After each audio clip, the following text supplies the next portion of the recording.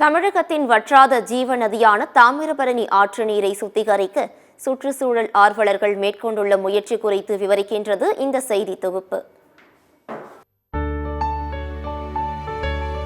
தமிழகத்தின் வற்றாத ஜீவ நதிதான் தாமிரபரணி ஆறு. தென் மாவட்டங்களின் விவசாயத்திற்கும் குடிநீருக்கும் நீராதாரமாக இருந்து வருகின்றது. சுமார் 128 கிலோமீட்டர் தூரம் பயணிக்கும் இதில் சுமார் 8 தடுப்பணைகள் உள்ளது. தாமிரபரணியில் அண்மை காலமாக தொடர்ந்து சட்டவிரோதமாக கலக்கப்பட்டு வரும் கழிவு நீரால் ஆற்று நீர் கடுமையாக பாதிக்கப்பட்டுள்ளது. இது குறித்த வழக்கும் சென்னை உயர்நீதிமன்ற மதுரை கிளையில் தொடர்ந்து விசாரிக்கப்பட்டு வருகிறது. ஆற்று நீரில் கழிவுநீர் கலக்கப்படுவதை தடுக்கும் பொருட்டு பல நடவடிக்கைகளை அரசும் தன்னார்வ அமைப்புகளும் மேற்கொண்டு வருகின்றன.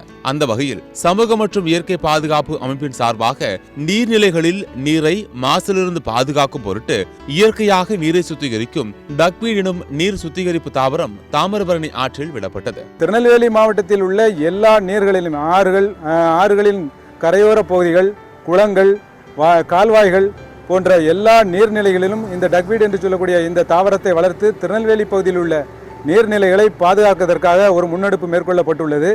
இதனை திருநெல்வேலி மாவட்ட நிர்வாகம், திருநெல்வேலி மாநகராட்சி, தமிழ்நாடு மாசு கட்டுப்பாடு வாரியம் ஆகியோர் ஒருங்கிணைந்து அவர்களும் இதை செய்வார்களானால் மிகப்பெரிய அளவில் இதற்கு ஒரு ஈடு கிடைக்கும் என்ற நம்பிக்கை உள்ளது. அது மட்டுமல்ல, தமிழக அரசு தமிழ்நாடு முழுவதும் இந்த திட்டத்தை செயல்படுத்த வேண்டும்.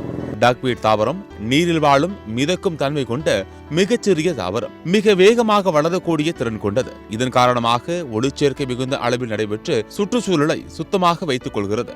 இதன் காரணமாக பல்வேறு நாடுகளில் நீர்நிலைகளை சுத்தமாக வைத்துக் கொள்வதற்காக இதனை நீர்நிலைகளில் வளர்த்து வருகின்றனர். இது முக்கியமாக பயோரிமெடியேஷன் செயல்முறையின் மூலம் நீரிலுள்ள தீங்கு விளைவிக்கும் நைட்ரஜன், பாஸ்பரஸ், மெர்க்குரி, காட்மியம், ஈயா, நிக்கல் மற்றும் காப்பர் போன்ற கனிமங்களை உறிஞ்சி நீக்குகிறது. இதன் மூலம் நீரின் தரம் மேம்பட்டு நீர்நிலைகள் சுற்றுச்சூழலுக்கு ஏற்றதாக மாறுகின்றன. டக்வீட் என்ற நீர் தாவரம், அந்த தாவரத்தோட தன்மை என்னன்னு கேட்டீங்கன்னா, நீரை இயற்கையான முறையில் அதுவே சுத்திகரித்துக் கொள்ளும். அதில் உள்ள திடக்கழிவுகள், அசுத்தமான விஷயங்களை அது சுத்திகரித்து கொள்ளும். இது சுத்திகரித்து கொண்டு அந்த தாவரம் நீரில் வாழக்கூடிய விலங்கினங்களுக்கும் உயிரினங்களுக்கு அது உணவாகவும் பயன்படுகிறது. இந்த தாவரம் பாதகமான பாக்டீரியாக்களை அழித்து பயனுள்ள நுண்ணுயிரிகளின் வளர்ச்சிக்கு உதவுகிறது. இவ்வளவு பயனுள்ள இதில் சில குறைகளும் இருக்கின்றன.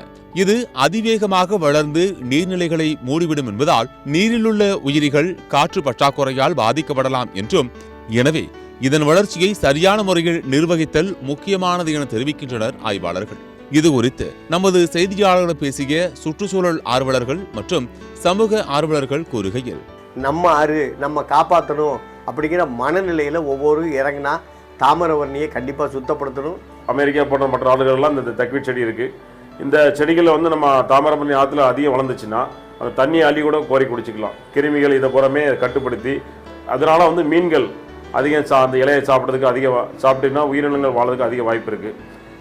அந்த மீன் உற்பத்தி நடைபெறும். எனவே தமிழக அரசும் திருநெல்வேலி மாவட்ட நிர்வாகமும் இதனை கருத்தில் கொண்டு இது போன்ற சுற்றுப்புற சூழல் ஆர்வலர்களின் முயற்சியால் உபயோகமான தீர்வுகள் கிடைக்குமானால் அதனை ஆதரிக்க முன்வர வேண்டும் என்பதே அனைவரின் கோரிக்கையாக உள்ளது. சத்தியம் தொலைக்காட்சியின் செய்திகளுக்காக திருநெல்வேலி மாவட்ட செய்தியாளர் வனராஜ் சங்கருடன் சத்தியம் தொலைக்காட்சியின் செய்திக்குழு.